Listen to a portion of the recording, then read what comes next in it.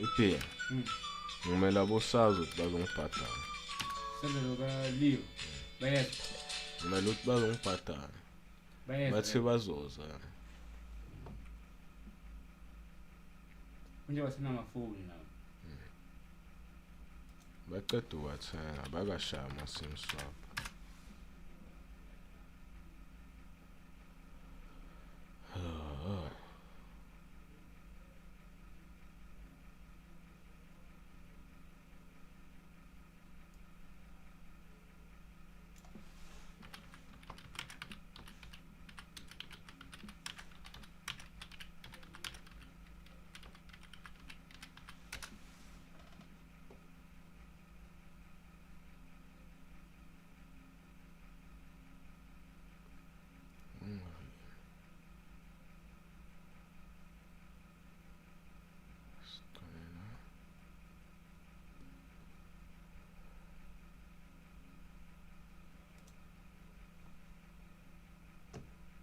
I'm here this morning in order to speak to you about the policing issues that are happening in KZN as well as in the Republic of South Africa. So I'm presenting this briefing to the citizens of this province and by extension the inhabitants of the Republic of South Africa, specifically about the work of the political killings task team.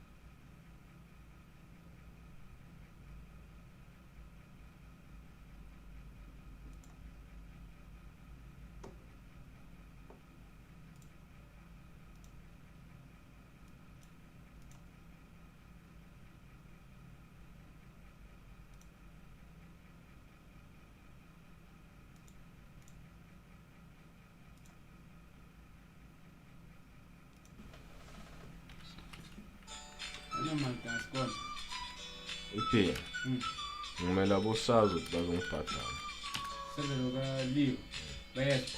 Ngimela ukuthi bazongibhadala. Bathi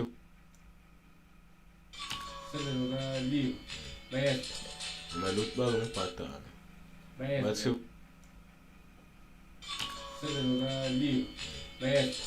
ngimela ukuthi bazongibhadala. Bathi So I'm presenting this briefing to the citizens of this province and by extension the inhabitants of the Republic of South Africa, specifically about the work of the political killings task team. It's been spoken about a lot, I'm sure you know that. Let me give a bit of a background about this political killings task team. In 2018, the President of the Republic, His Excellency President Ramaphosa, established the Interministerial Committee, which we refer to as IMC, which consists of the Ministers of Police, the Minister of State Security, the Minister of Defense, the Minister of Justice and Correctional Services, and Correctional Development. These ministers were given a task by the President to ensure that they deal with matters of security nature that affect political leadership in this province. You will recall that the minister had visited the family of the late Nhlanhla Mkhwanazi in Plesisle in Pietermaritzburg in May 2018. It was then where this IMC was established by the President. So it is a committee of ministers, not a police-directed operation, but a committee that involved different departments. The IMC at the time met and listened to the investigation report that was presented, the so-called political task team that was established before them. And the observation, amongst others, was that the task team was working in silos. It was compromised, and that it did not have any investigation as well as a prosecutorial plan or strategy. As a result, there was a little or no progress in the investigation and prosecution of these cases. A decision was therefore taken by the IMC to establish a national integrated multidisciplinary task team, which consists of the South African Police Service, the National Prosecuting Authority, NPA, supported by both state security as well as correctional services, which commenced its work in July of 2018 to implement the now tried and tested analysis-led and prosecution-driven investigation strategy. As a result of the excellent performance, the Political Killings Task Team has been assigned in another presidential intervention project.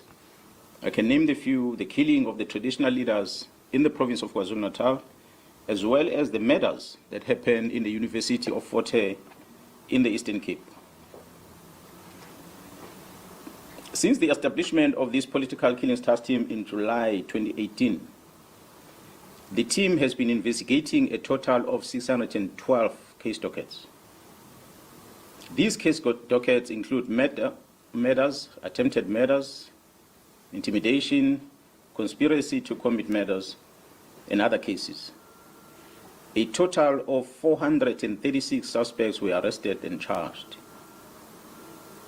156 firearms were recovered, of which 55 of them were linked directly with ballistically through our forensic testing to the political related cases. An additional 35 suspects who are members of the South African Police Service were arrested. The notable one is the one who's now in prison, who's been working with the parliamentarian who was involved in the murder, about the murder of one Siniso Makatu. We're going to talk about that later. A total of 128 accused were found guilty on 106 cases. 29 accused were sentenced to life in prison. 40 accused were sentenced between 10 to 35 years. 25 accused were sentenced between 1 to 9 years. 23 accused were sentenced between 3 to 12 months. And there's quite a lot of awaiting trial prisoners that are going to be finalized in the next coming few weeks. So a total of sentences that is total number of years that has been given, if I add all of them, amounts to about 1,801 years of imprisonment. This is the work done by the team since 2018 to date that have led into the successful prosecution because of this integration working between the SAPS and the prosecution. On the 26th of March 2025, this year, a total of 121 case dockets that were under investigation were taken away from the task team as directed by a Deputy National Commissioner Crime Detection, a Lieutenant General Sibiya, who was acting on the instruction of the Minister of Police to disband the team. This was done without the authority of the National Commissioner, nor I, as the Provincial Commissioner, was never informed. These case dockets have since March been sitting at the head office ever since, without any investigation work done on them. 5 of these dockets had already instruction to arrest perpetrators, but nothing has been done because a Lieutenant General Sibiya, being instructed by the minister, executing instruction of the minister, withdrew all these dockets and they're sitting in an archive in his office in Pretoria. God knows why. Therefore, only a total of 112 dockets, which are still in court, of which 54 of them are political related, and others will include parallel ad hoc, as well as the dockets that are involving the incident at Fort Hare University, and 5 of them are traditional leadership, are still with the team at this present moment. In the year 2024, a request was received from Gauteng Organized Crime Investigating Unit to assist with the investigation to dismantle the organized crime syndicate that was operating in Gauteng, that was controlled in Gauteng but operating in the rest of the country and in neighboring countries. I, as a Provincial Commissioner, took a decision to deploy 10 members from this political killing task team to go and support this organized crime unit in Gauteng. I can tell South Africans that this decision was a cause for the disbandment letter of this team, because they overstepped their mandate of only focusing in KZN. They went to support Gauteng organized crime unit with the dismantling of a criminal syndicate. And I can confirm before the South Africans today that the investigation which these members were involved with in Gauteng has unmasked the syndicate. And this syndicate involves, amongst others, politicians who are currently serving in Parliament. The law enforcement officers include the members of the South African Police Service, the Metro Police, and correctional services. They include prosecutors in Gauteng province, the judiciary, and all these are controlled by the drug cartel as well as business people in that province of Gauteng. This act, of course, undermines the criminal justice system in this country. Mr. Brown Mkhwanazi sends a WhatsApp message to myself, Lieutenant General Mkhwanazi, regarding the allegation on the defeating the ends of justice matters which were widely publicized, which involves an incident that happened at the correctional service at Mpangeni in KwaZulu-Natal. Mr. Brown sends this message in September last year, long before the news came out in public about the incident that happened at Mpangeni. He sends this message. In this message that he sends to the Provincial Commissioner, he attaches a police letter and he attaches a copy of the occurrence book, a register that is used at the police station that's supposed to only be accessed by police officers. But Mr. Brown, who's not a police officer, attaches those in his message and he sends it to the Provincial Commission. His word says there is a plot to charge you. Mr. Brown Mkhwanazi also sends a screenshot of a presentation that was made on the 30th of September 2024, a presentation that was titled 2024-2025 Division Crime Intelligence Policies. He sends this to myself, Lieutenant General Mkhwanazi, as a Provincial Commissioner in KwaZulu-Natal. Surely this must have been a classified information where crime intelligence are presenting their policies. But this man has access to that, and he's not a policeman. When asked to share the copy of this presentation through that WhatsApp communication, he responded by saying, General Khan will brief you next week. There's only one General Khan in the South African Police Service, so is one Lieutenant General Sibia in the South African Police Service. I've never heard of any other Lieutenant Generals in any other way in the security cluster in the country with the very same names. So I assume these are the colleagues that I know very well. He further wrote on the very same WhatsApp message. He said that, I quote, the minister is briefed. He has just arrived in Lusikisiki, end quote. You will recall, colleagues, that we had an incident at Sigisigi, a mass murder that happened there. And the Minister of Police had gone visiting the families and that crime scene. So after this communication, the Provincial Commissioner called the Chief of Staff, Mr. Nkabinde, the Chief of Staff of the Minister of Police, and asked the Chief of Staff, who is this Brian Mkhwanazi? This Brian Mkhwanazi seems to be traveling with the Minister to Lusikisiki. Who is he? Because I've never heard of him. The response from the Chief of Staff was that Mr. Brian Mkhwanazi is an associate of the Minister, but is not employed in a department. That's when I got a confirmation about Mr. Brian Mkhwanazi. And I asked the Chief of Staff to send the phone number of this Brian Mkhwanazi, of which he did. It is that number that made me to confirm that indeed the person who's sending me WhatsApp messages is the same person that is called Brian Mkhwanazi and is from Northwest. On the 5th of March 2025, the South African Police appeared before the Portfolio Committee in Parliament. A presentation was made to this Portfolio Committee by the Provincial Commission of KwaZulu-Natal, which included the allegations of an associate of the Minister of Police, Mr. Brian Mkhwanazi. The Minister denied on record.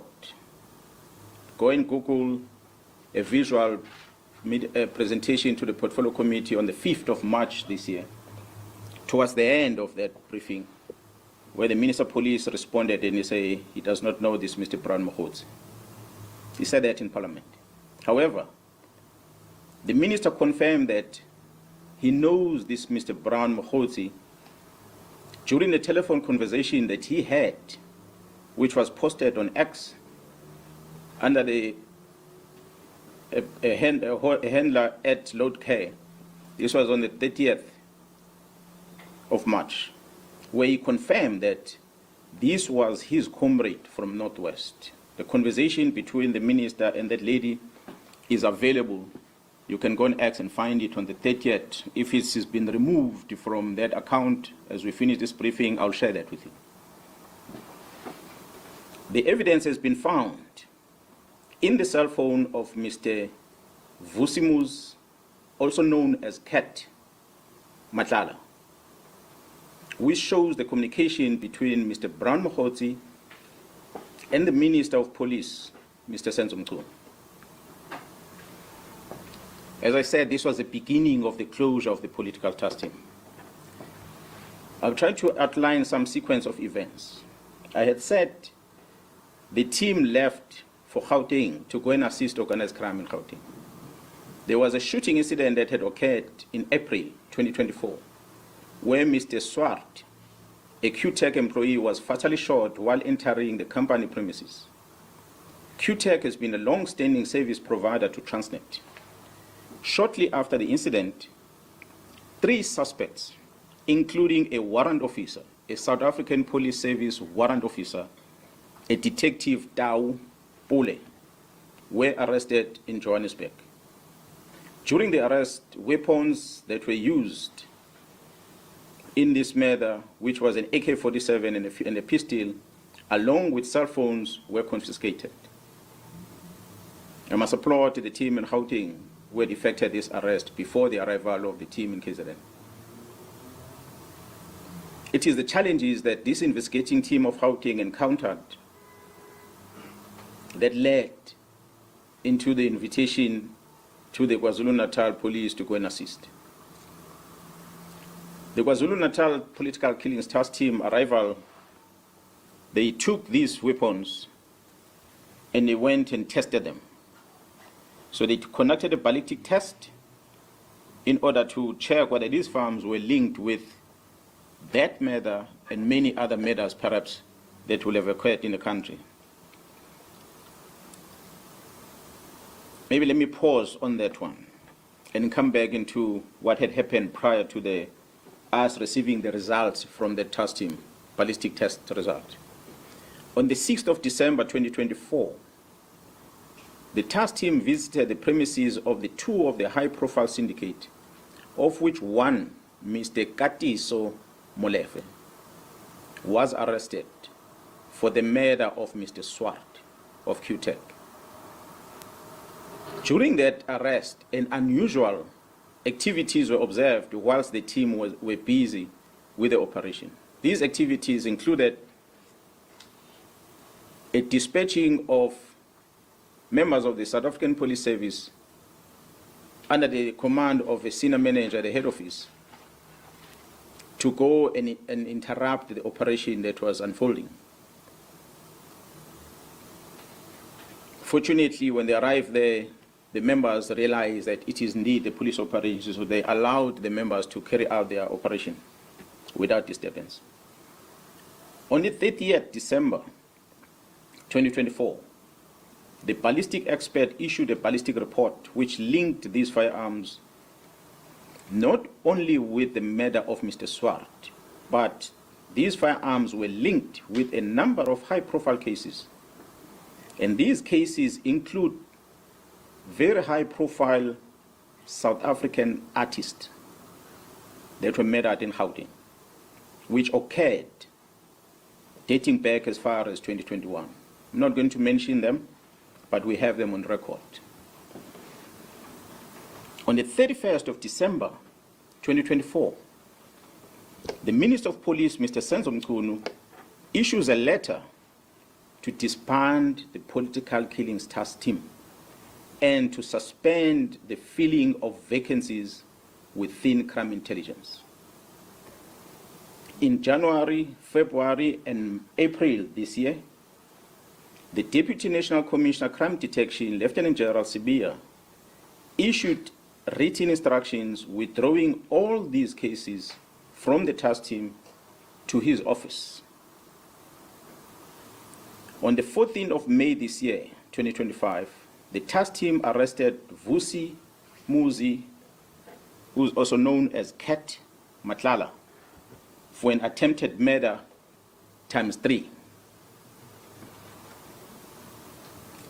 I must highlight that this Mr. Vusi Muzi Cat Matlala is an individual who was awarded a police contract of over 360 million rand in 2024. An analysis was conducted on electronic communication of this arrested person.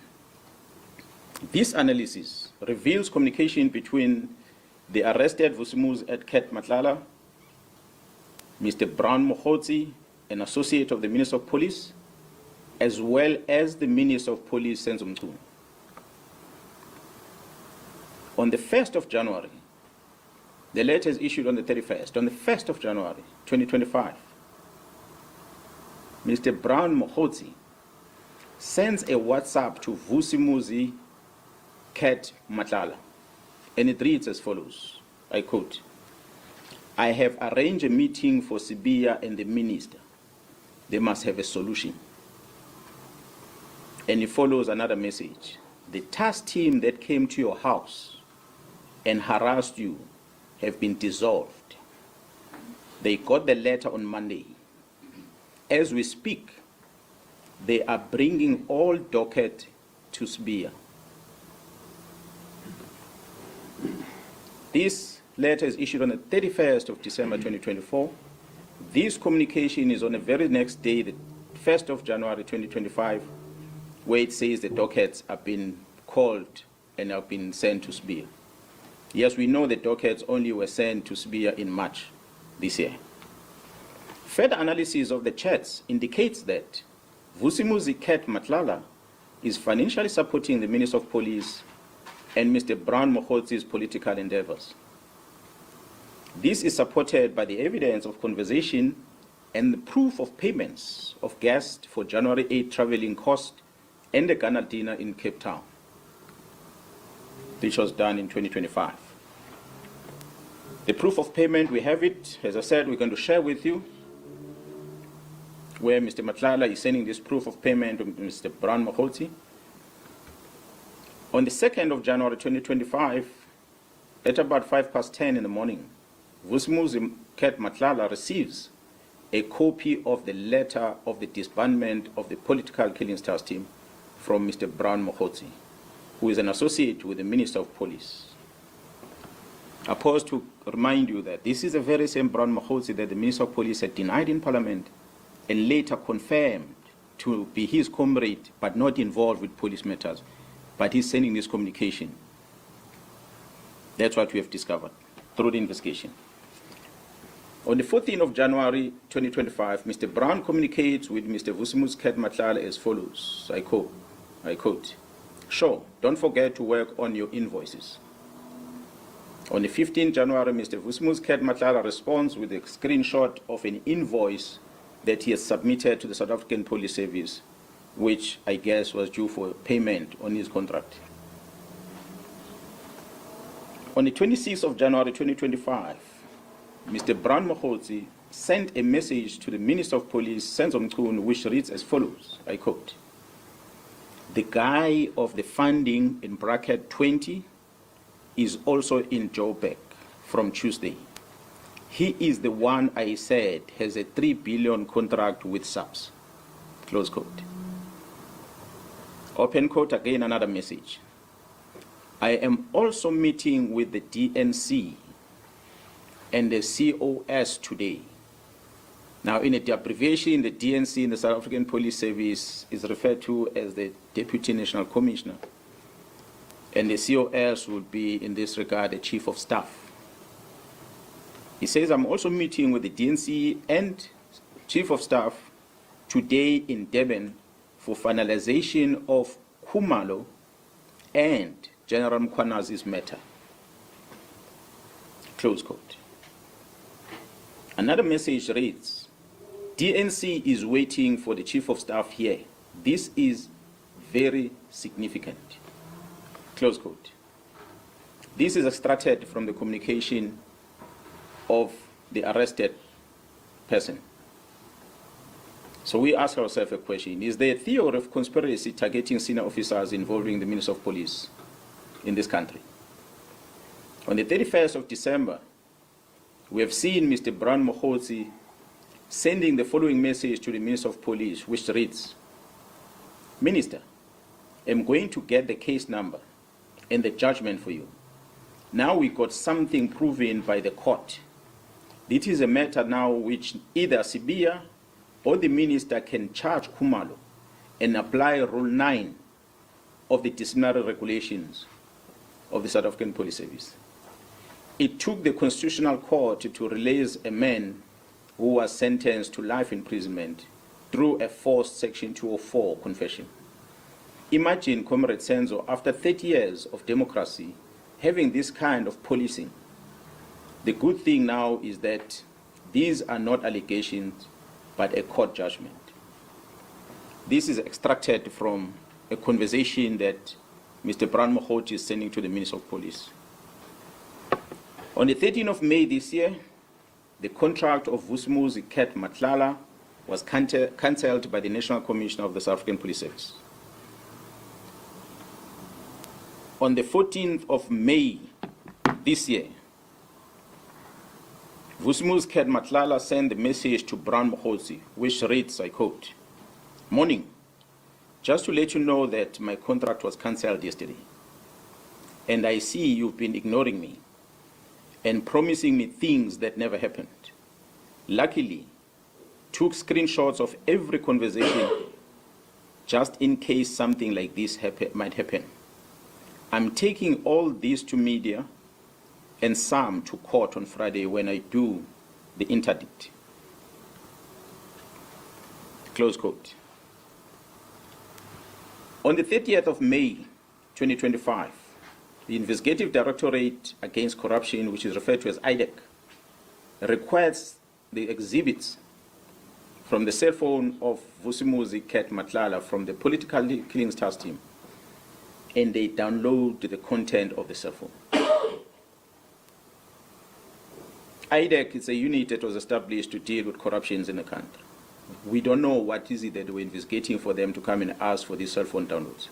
On the 25th of May, on the 30th of May, I beg your pardon. On the 25th of June this year, the project coordinator of the political killings task team is arrested by IDEC. a dramatic arrest. A dramatic arrest.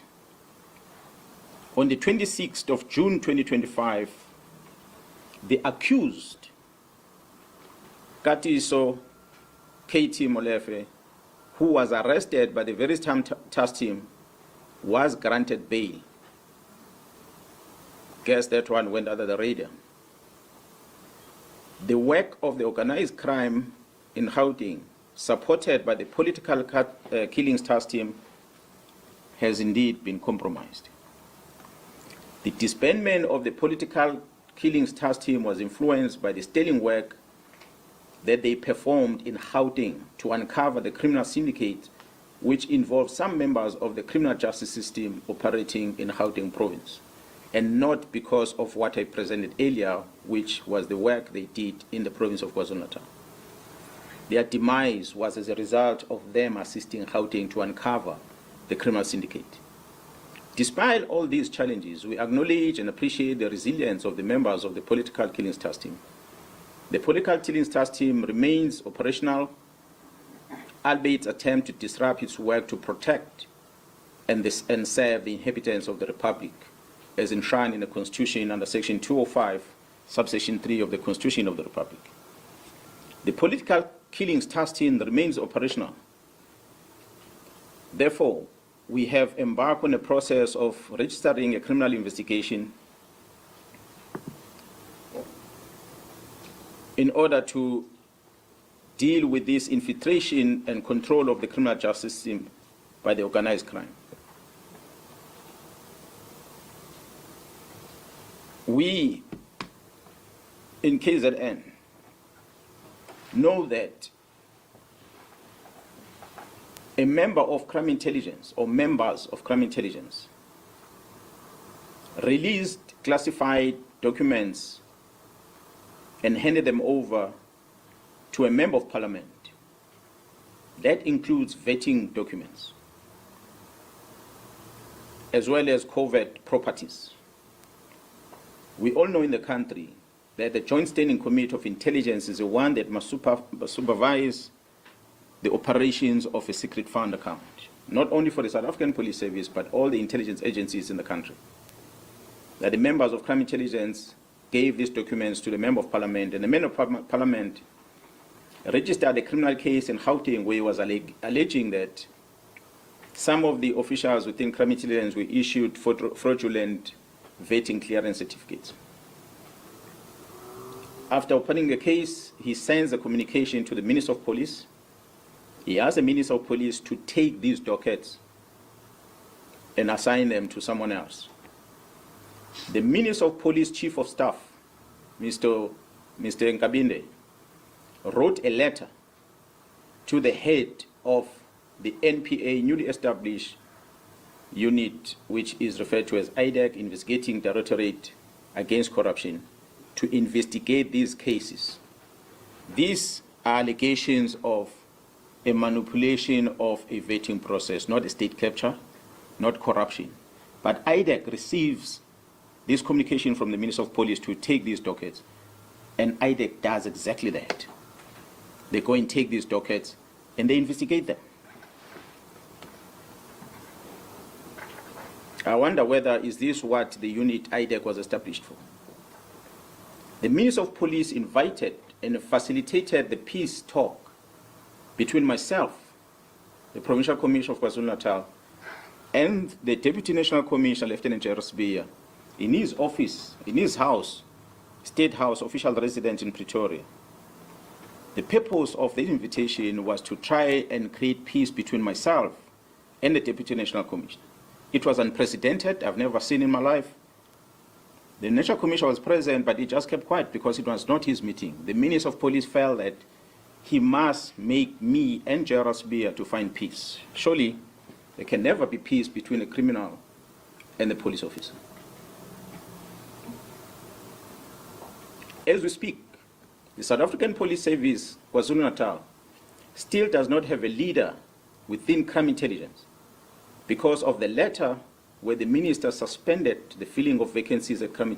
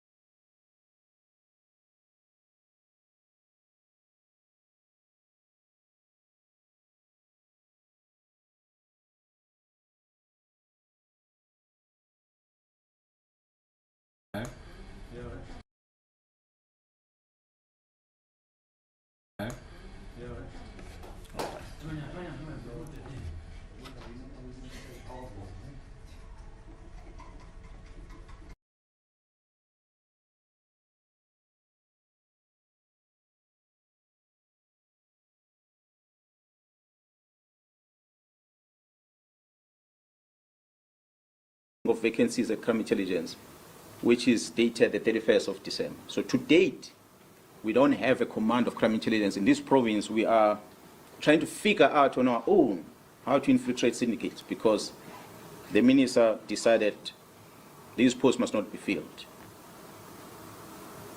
The crime intelligence at the national level has no commander as we speak. And we must thank the magistrate who made the ruling that went beyond what the charge sheet against the accused is about, which the members were charged on HR-related matters that dealt with filling of vacancies. The magistrate directed that these members must never enter any premises of crime intelligence in the country. So which means all the work of crime intelligence had to come to a halt. Interesting for us is that another magistrate who then had the matter of the second accused on that case, who had remained in custody last week, did not issue the same condition. He understood that the judiciary cannot get involved in determining whether people must go back to work or not. It is an employer that must make the decision.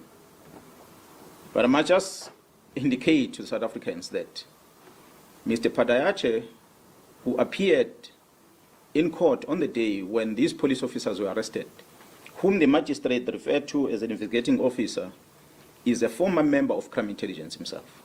He retired from the police and he went to join this new unit, IDEC.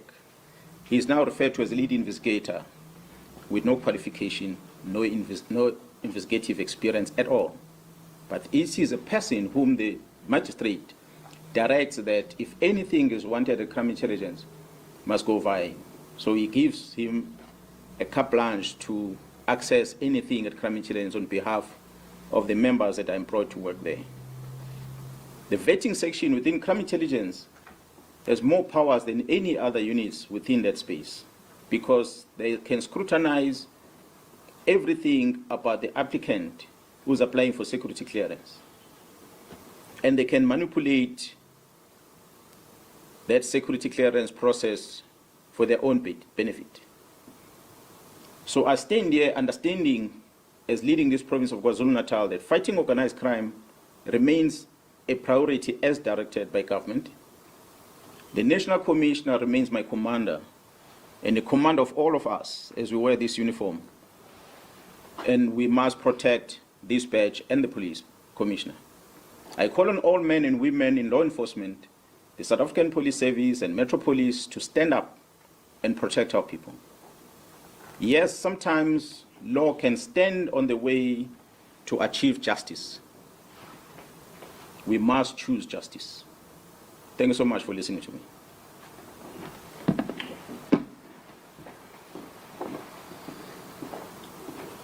Thank you, colleagues. That was the brief from the Internal Commissioner. We are going to share this with you to look at the numbers and stuff later on, after this briefing. Now it's time for you to ask questions related to this. Let me see by the show of hands. And with this one, we are doing only one round. And we are done. I've got 3 hands already. Jason, you go first. Thank you so much, Jason Thathi from ENCA. General, thank you for the comprehensive update. I did hear you say that there will be a criminal investigation, but I want to ask you more directly. Would Minister and CBA be investigated, or are they being investigated as we speak for this? Because from what you've outlined, there are clearly a number of crimes that have been committed there, and these are the names that have been central to what you've been outlining. The second part of this is, what does this mean for your working relationship, for the work that you do here with your team? Considering that there is this, it's more than an elephant in the room, but considering that there is this, how will this impact the work that you do? And I think the last question is, with everything that you've said here now, what do you foresee happening to you? Do you see any implications for yourself based on everything you've heard? Thank you. I'll take one, I'll answer to each one of you. I'm a police officer who understood the task at hand when I joined the service. It was my resolve to make sure that I deal with criminals head on. Hence, I had chosen a career within the combating side of policing. That's what led me to work in the units that I worked for over time. Yes, I've been a provincial commissioner, and I'm still a provincial commissioner, coordinating different type of policing operations in this province. And I've been involved with a lot of operations in the country in the past. But I understand that at this present moment, the war that we are facing is so serious that it deals with high-level senior officers within the criminal justice system. Therefore, it is important for us to go into a combat mode. It is important for me to make sure that I take on the enemy directly. So when you see me and you see this management and you understand that we have hard-working men and women, not only in KZN, but across the board in the country, who doesn't like crime, who doesn't like these criminals. I, fortunately, am a citizen in this country. My families are spread across different provinces. So it is my duty and the fellow police officers to protect them. So I'm not going to surrender their freedom. I'm not going to surrender their safety to anyone.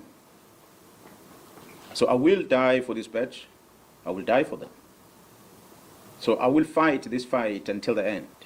Wherever the end is, we will fight. We're not going to stop. We've got family members brothers and sisters, we've got children that are exposed to drugs.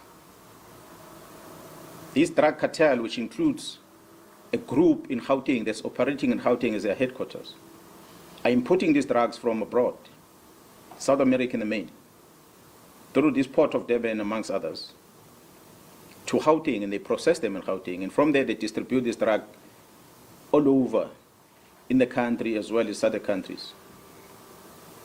We've been involved with a lot of shooting incidents in KZN, especially at Tinanda. As we are engaging with these youngsters, we are doing analysis, and we are realizing, yes, they might be ill-disciplined kids, but their behavior is encouraged by the substance that they take. It gives them courage to kill, it gives them courage to rape, it gives them courage to murder. And if we take away this substance, they will become good citizens. They will become good kids. So therefore, we need to get rid of drugs. Now we understand when we fight with the drug cartels that have controlled police generals, have controlled prosecution and judiciary, it's not going to be a small game. So unfortunately, some of us have to sacrifice. We've reached a stage where we are sacrificing for the good of the South Africans, for the children of South Africa, to be free from drugs.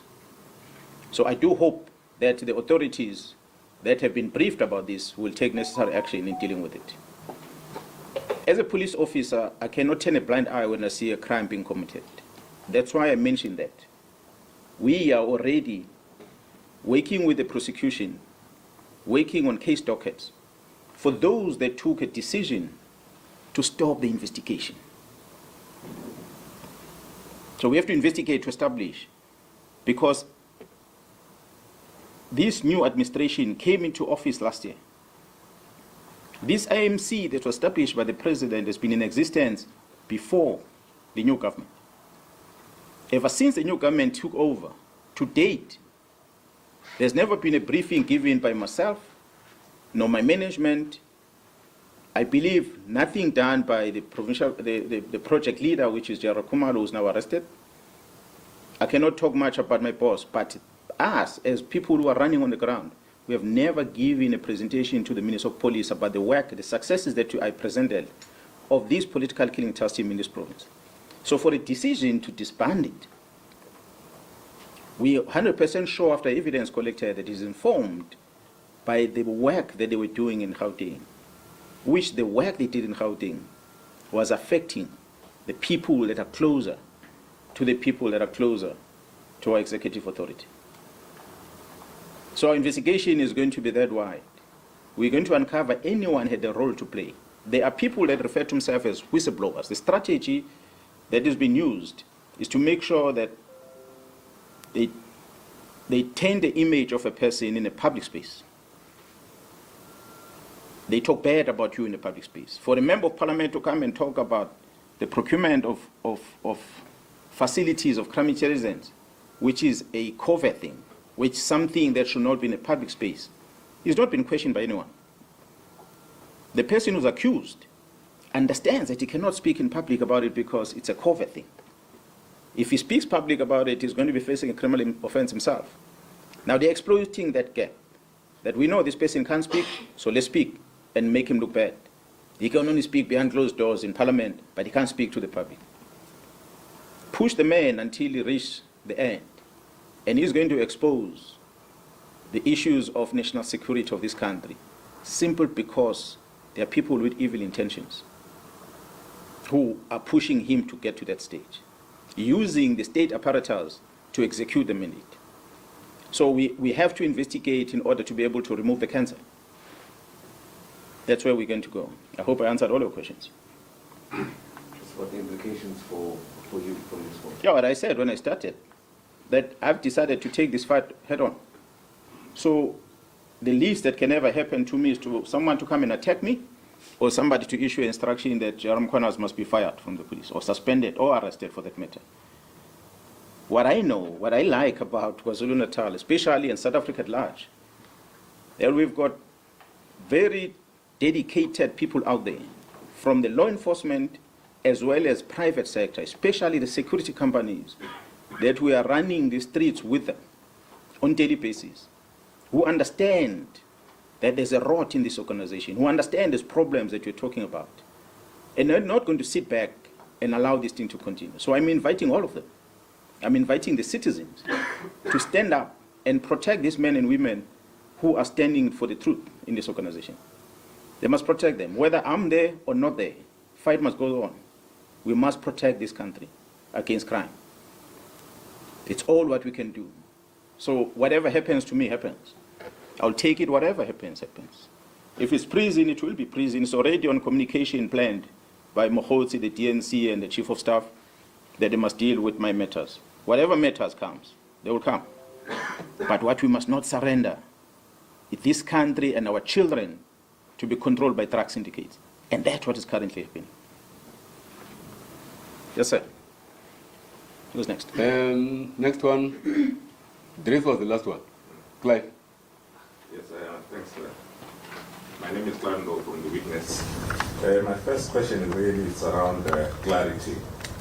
You talk about evidence collected. Obviously, when you collect evidence, whatever evidence you get, it must be preceded by an investigation. I'm just trying to understand the nature of the investigation conducted, who authorized it. Which one? No, the evidence that you collected, that you have been citing. I think it means that is only fair at arrest when those weapons were taken for ballistics. Is that what you're referring to? No, my understanding is that there is pieces of evidence that confirms kind of a conspiracy theory against you, and you are citing pieces of evidence. I'm just saying, did you do it yourself, the collecting of this evidence? Oh, okay. Yes. I've said, if maybe you didn't capture this thing, so when I was talking, you were typing. That's why I didn't get some of the things. Yeah, no, I was typing much. The team of Gauteng Organized Crime Unit been investigating a murder case of Mr. Swart. And they came across problems. I'm not going to elaborate what the problems are, which made them realize that they need support from elsewhere outside Gauteng. Because there are some senior officers that are in close communication with their targets. Hence, they came to me, and I dispatched the team to go and assist them. In that investigation the team were doing in Gauteng, under the leadership of Jared Khumalo, who's now arrested, uncovered a lot of things. It led to the arrest of one of the drug lords and the search of the other one, and eventually the arrest of the second one. That the arrest of the second one, and when they took his phone and they downloaded his phone and they found all his communication. So it is the team that was working, not me. So that's where everything was unfolding.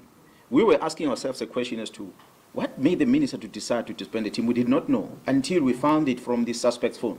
That, this thing came from December as a strategy to neutralize the investigation against these drug lords, because the team was perceived to be handling the drug lord case. What they did not realize is that that case docket was not part of the political task team. That case docket was in Gauteng. And the hard-working men in Gauteng were investigating that. Because they were threatened, they were supported by this team. But the docket remained there. Now, there's a number of people that should have been arrested in Gauteng that are not arrested because the prosecutions does not want to sign off the warrant of arrest for those people. We do hope that pretty soon we might find some changes with good, dedicated prosecutors. We might see arrests happening. And these incident that involves artists in this country that were killed is going to come to the fore. And when it comes to the fore, you'll remember the day when I stood here before you and I spoke about it. So my investigation in this province is not about my plot per se, but it's about the defeating the end of justice. How do you decide to stop the investigation from March to date? Who gives you the authority? There's directives here from prosecution that investigating officer must do A to Z. These investigating officers were told to go home and leave these investigations. For whose benefit? So we ask a question. And the instruction says, as per the directive of the executive authority. Now we ask ourselves, when we're going to scrutinize this, we investigate, what is the constitutional mandate of the Minister of Police and what is the constitutional mandate of the South African Police Service? What is the Police Act saying about the powers of the Police Commissioner versus what the Minister of Police is supposed to do? There's a policy and there's operations. I had said on the record before, I will not close the task team not unless the National Commissioner gives me the instruction. That's why today this team is working. So we're not going to stop. That's why as we continue as police officer, we investigate, we're going to find the rot. Now the cancer has gone so deep that we have to now focus ourselves in here and stop chasing children at Inanda. We must get rid of the drug that make those kids to behave like that. Yeah, no, I had two questions. The other one is around the protocols. We know in government there are strict protocols, particularly with the police, that stipulates that if you have a grievance like the one that you're having now, these are processes that you should follow. So I just wanted to find out whether did you escalate the matter maybe up to the president, and also before you came out of course in public now. And also I just want to check, there are 11 district commissioners here. Are they in support of the stance that you have adopted? Thanks. Yeah, well, I think the latter part, here the district commissioners, maybe they can answer themselves if you directed questions to them, but they are here because they've been briefed about this, what we are doing. You correctly said we have got chain of command, and I've said before, the National Commissioner, Jar Masimola, is my commander, and nobody else. At the provincial office, at the province of KwaZulu-Natal, I account and report to the legislature and via the executive authority in the province, of which the Premier is the one that supports us. So I must communicate via the executive authority in the province, and I must communicate via the National Commission. And that's where it ends. So this information has been given to the National Commission. He knows about it. He's the one who then can dispose it further to wherever it needs to go. I had requested the portfolio committee chairperson to make sure that he invites me to attend the portfolio committee because I was not initially supposed to be part of it in March 2025. Hence, I spoke the things that I spoke before Parliament in the presence of the Minister of Police. That's where the Minister denied the knowledge of this gentleman, of which today we have evidence through that team, hard-working team in Gauteng, had picked up. That's why I want to emphasize that this whole cracking of or investigation of the syndicate was not started by the KZN police, was started by the Gauteng members. But because they came under difficulty, they called for support. So we went there to support our colleagues. I salute those members because they don't sleep at home. Some of them have not been at home for a year because they are wanted. These are Gauteng members, not here. Yes, we talk about crime being coordinated in Gauteng province, but there are members in Gauteng, both SAPS, prosecution and judiciary, who are against what is happening. But because these syndicates are able to control those in power, it makes the investigation not to continue in Gauteng. That is our problem. Unfortunately, the operations of the justice system, we cannot take a case that incident happened in Gauteng and investigate it in KZN. It has to be done there. Decision to prosecute must be happen there. The judiciary, the preside over it must happen in the same place. So if those people responsible are controlled by the syndicate, then the case is going to fall flat. Africa, no. PC, I just wanted clarification on whether, because you're saying that the national commander is who you report to, did he give you the go-ahead to continue with the political task team? Because you're telling us that the work continued. Did you get the go-ahead from him to continue with it, even though there was a decision that was made from above? And then I just wanted clarity on when you mentioned the arrest of Katiso Mkhwanazi for the murder of Swart. You mentioned that the weapons that were found there, the ballistics, when they came back, they were linking to several crimes, including, you said, artists, music artists. Did you mean Johannesburg and Durban, or were you saying it as a general statement? Maybe the second question. The firearms were linked with the murders of artists in the main. Those artists were killed in Gauteng, which dates back to 2021. I'm not saying which type of artist, but the South African prominent artists that were murders, their case has not been resolved to date. At least in KZN, we've made an arrest that is known in public about the murder of AKA and his friend. But in Gauteng, we haven't had much. We now know there is firearms linked with murders of some of those artists. So, but the decision must now be taken that these people must be prosecuted because they are now known who are the suspects that are involved. The first part of your question, I'm not sure if I remember very well now everything that you've asked on it. With regard to the political task team. The minister issues a letter on the 31st. The National Commission is on leave. National Commission comes back from leave. He's concerned about this directive of the minister because it's got criminal in it. That you don't stop a criminal investigation. Even the National Commission himself can't tell a constable to stop an investigation. So who is then the minister can say that? And the Deputy National Commissioner will then issue these directives. The National Commissioner signs a letter, a call-up instruction, to continue deploying this task team to work. He authorized it in black and white, and he even put budget on it. So the team has been working ever since under the authority of the National Commission. The National Commission has never disbanded the team. That's why I said he never issued the instruction of withdrawing of case dockets. Hence the investigation, because we now have to establish who then does this. So surely if the National Commission doesn't toe the line, he must go himself, most likely. Wonder why we had some things on the news last weekend. Because then if he goes, they take over and everything can be controlled. Last one. Okay, SABC. Both of you. Okay. There is, yes. Sir, yes. Just for clarity's sake, we have the case that's looking into the drug syndicate in Gauteng. You also talk about looking into the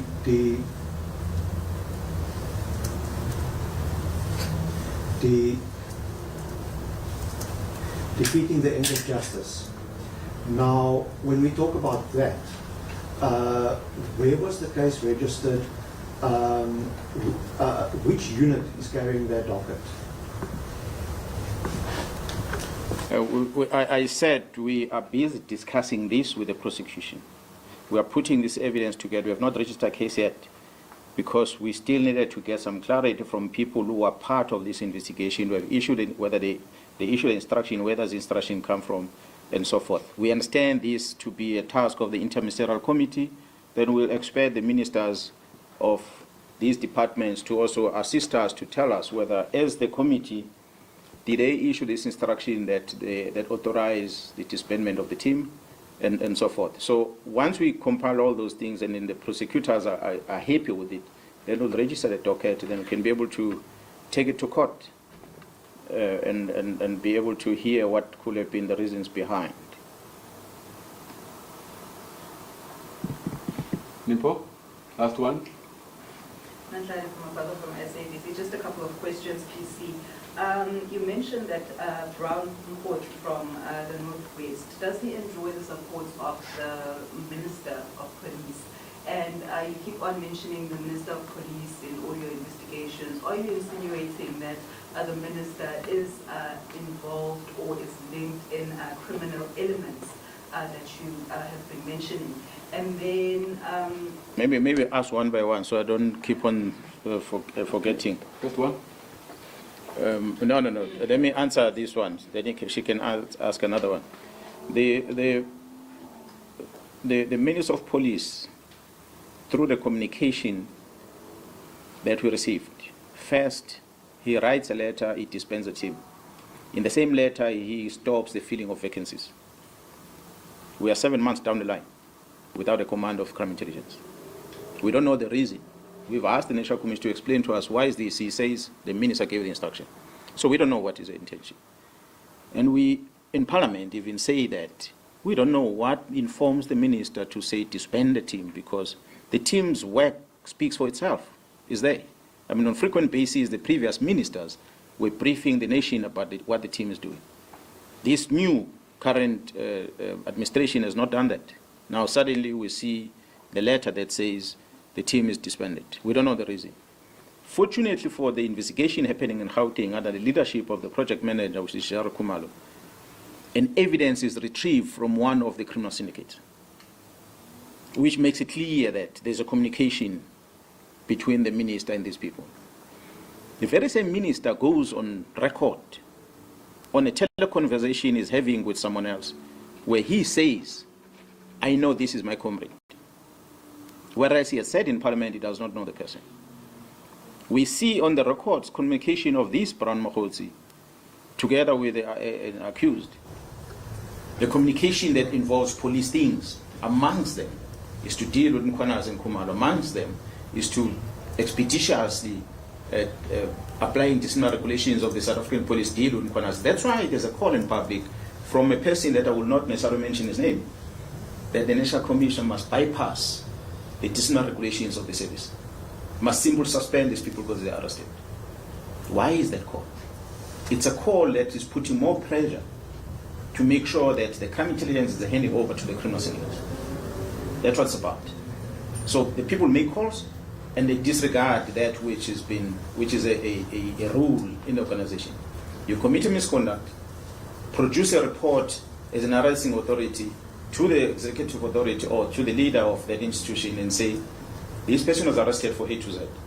And what comes after next is an internal investigation to establish whether do we keep this person in that environment or not. If we keep this person, will it not interfere with the investigation or not? But those powers are taken away from the National Commission who's supposed to do that by the court, by magistrate, who says you must not go there. So automatically it means the court have now taken the role of the National Commission dealing with the disciplinary matter by suspending people. The National Commission is confused now. What does this court mean? That's why today the National Commission has not appointed anyone. Which means a whole month, a whole week has gone by. This kind of suffering, there's no head of crime intelligence, because court decided, not the court. Maybe let me rephrase: one presiding officer decided that these people cannot go and work there. So that almost suspended the entire disciplinary regulations of the police, which is a concern. Not to say people did not commit misconduct. They would have been arrested if they committed misconduct. But allow the internal process to happen. But they are not doing that. They are on the media are taking. Another question. Now, please see, with all this work that you have been doing, arresting criminals and trying to dismantle this drug cartel or criminal syndicates, do you believe that all these investigations against you, they were purposefully targeting you so that you can be removed or eliminated from these investigations? And do you believe that your safety is in jeopardy after this revelation? Yeah, well, the safety of South Africans is in jeopardy. At least Mkhwanazi still has a firearm.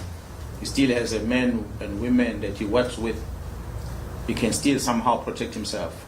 There are men and women out there that are vulnerable, that got no one to protect.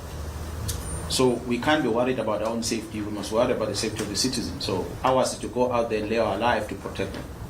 That is my only concern right now. Not about my safety. You know, everyone shall die. The time will come.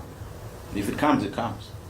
But if an enemy comes to you, attack the enemy. Don't allow the enemy to take advantage. You can't just lie with your arms in your hands like that. You have to fight. So that's what we are doing now in KZN, and we shall fight. And this fight is very big. So it needs people who are committed. People who are not worried. No, they're going to chase you. They're going to arrest you. Get out of that prison and fight. They're going to suspend, they're going to dismiss you, they can get you out of the police.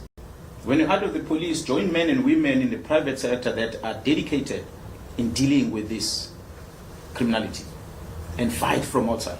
That's why we're calling on them to also join us to fight. That is not going to stop. So I'm not worried about my safety in as far as these investigations are concerned. I said I must ask one question at a time. What is the other one that was Professor? Thank you so much, because you forgot as well.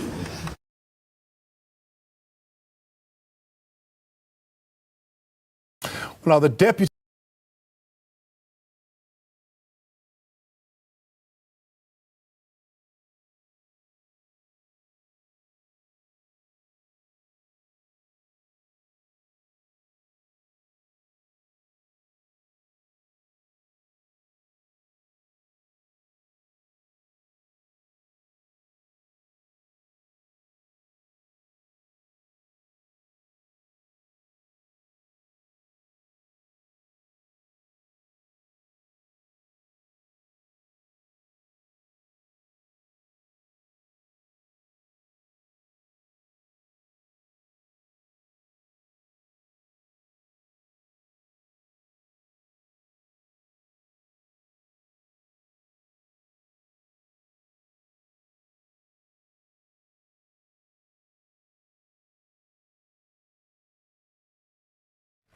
My fellow South Africans, good evening to you all.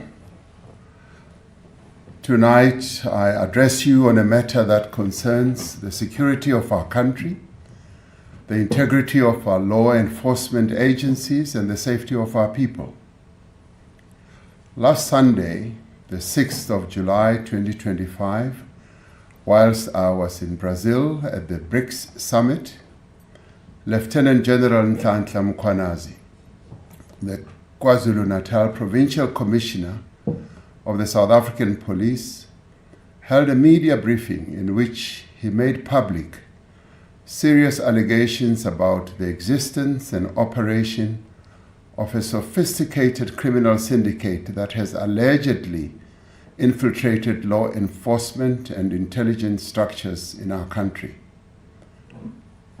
Lieutenant Mkhwanazi alleged that the Minister of Police allegedly interfered with sensitive police investigations and colluded with business people, including a murder accused, to disband the political killings task team based in KwaZulu-Natal. Lieutenant General Mkhwanazi also said that a police investigation by the task team that was operating in Gauteng unmasked a syndicate controlled by a drug cartel, which involves politicians, law enforcement officials from the South African Police Service, Metro Police, correctional services, prosecutors, and the judiciary, as well as business people. The allegations made in this media briefing raise serious concern around our Constitution, the rule of law, and national security. These allegations, if proven true, threaten to undermine the confidence of South Africans in the ability of the South African Police Service to protect them and to effectively fight crime and corruption.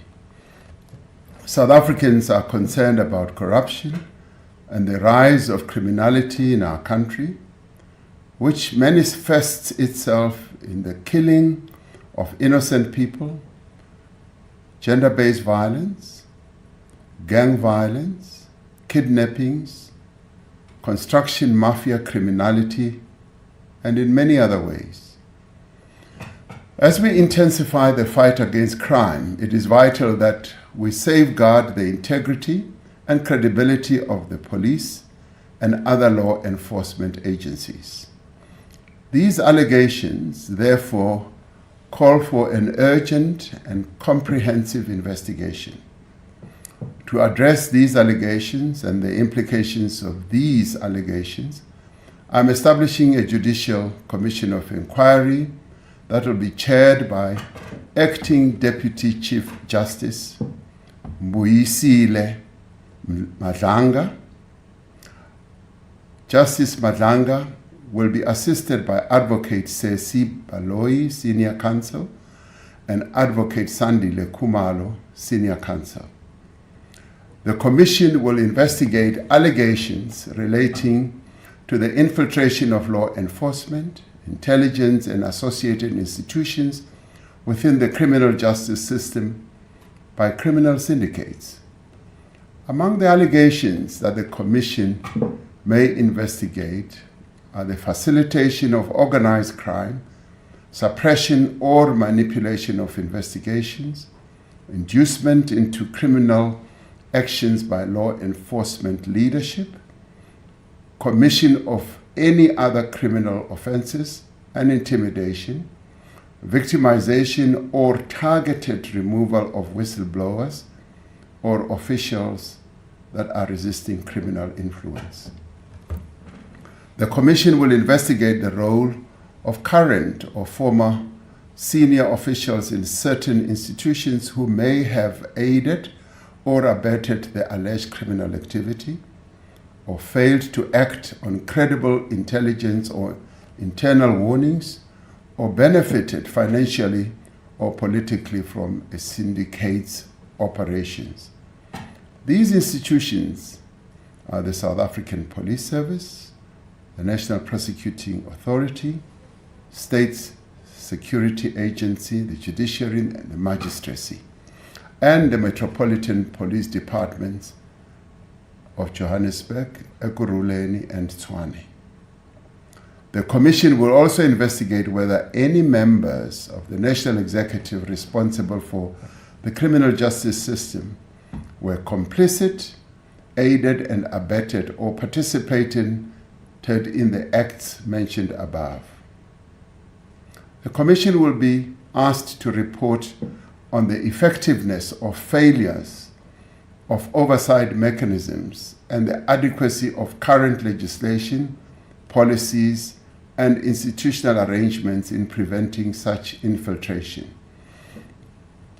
It will make findings and recommendations for criminal prosecutions, disciplinary actions, and institutional reform. Once established, the Commission shall consider prima facie evidence relating to the involvement of individuals who are currently employed within law enforcement or intelligence agencies. Where appropriate, the Commission must make recommendations on the employment status of such officials currently employed, including whether they should be suspended pending the outcome of further investigations. The Commission will have the power to refer matters for immediate investigation and urgent decisions on prosecution, taking into account the nature of the allegations and the evidence the Commission will uncover.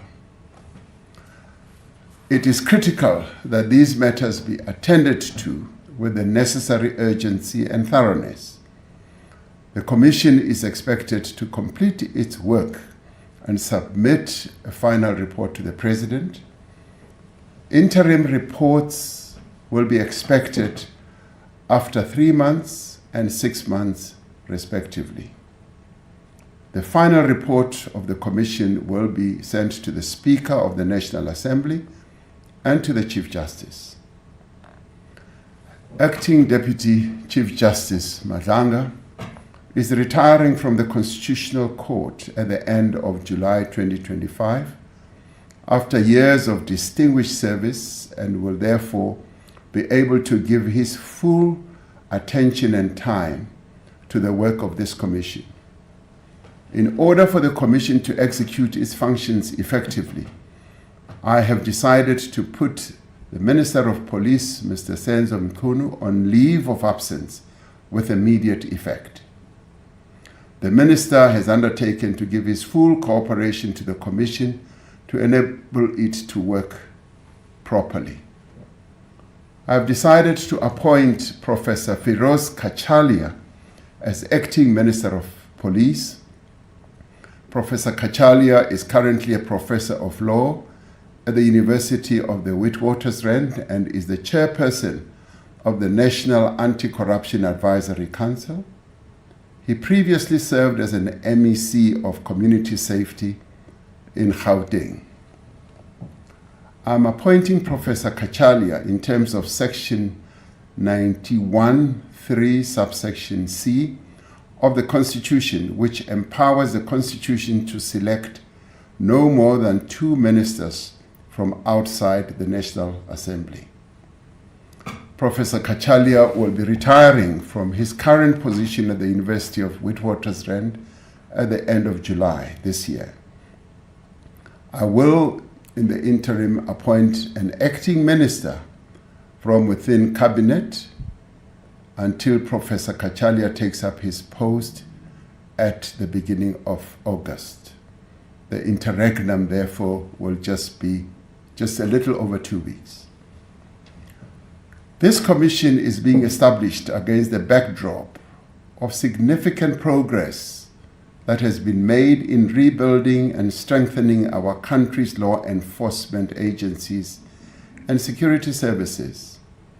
In recent years, the South African Police Service, the Special Investigating Unit, the SIU, and the Asset Forfeiture Unit and other bodies have been making great progress and inroads in the fight against organized crime and corruption. It is essential that we maintain this momentum and that we intensify the work that is currently underway. We will ensure that the South African Police Service and other law enforcement agencies continue to function without hindrance as the Commission undertakes its work. I call on all members of our law enforcement agencies, as well as security services, to remain steadfast in upholding the rule of law of our country and adhering to their code of conduct. I therefore call on all South Africans to support the Commission in the work that it is going to do where appropriate, and to provide any information or assistance the Commission may require. In establishing this Commission of Inquiry, we are affirming our commitment to the rule of law, to transparency, and to accountability. And we are also enhancing the work that is underway to build a South Africa in which all our people are safe and secure. I thank you. Thank you.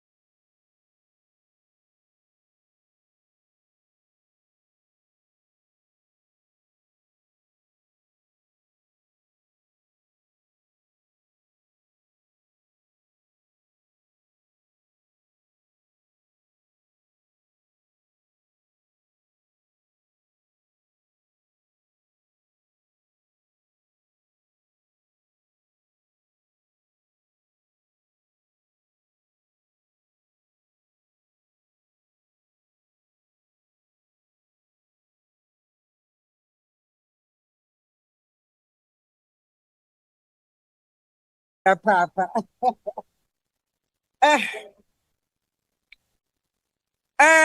Hayi ngikwazi ukusupport. Ngibingelele upresident wami Julia